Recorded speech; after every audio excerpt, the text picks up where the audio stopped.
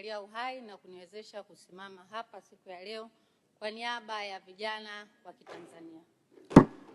Lakini kwa kipekee kabisa, Mheshimiwa Mwenyekiti, nianze kwa kumpongeza Rais wa Jamhuri ya Muungano wa Tanzania, Daktari Samia Suluhu Hassan, kwa jinsi ambavyo ameweza kutekeleza dhima ya kuweza kuwainua vijana hususan katika sekta ya uchumi.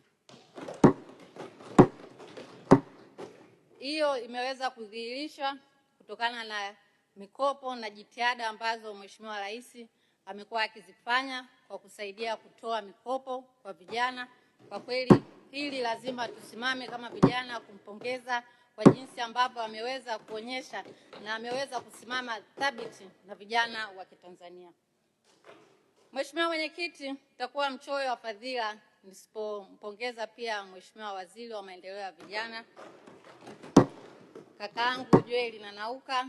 Kwa kweli ameweza kuwasilisha hotuba yake leo asubuhi na tumeweza kuipitia, lakini kwa kuipitia huko tumeweza kutambua ni jinsi gani ambapo ameweza kujikita zaidi katika kuwasaidia vijana, kuwainua, lakini kuleta mapinduzi makubwa ambayo yanalenga moja kwa moja vijana wa Kitanzania. Kwa hilo nikupongeze sana sana sana.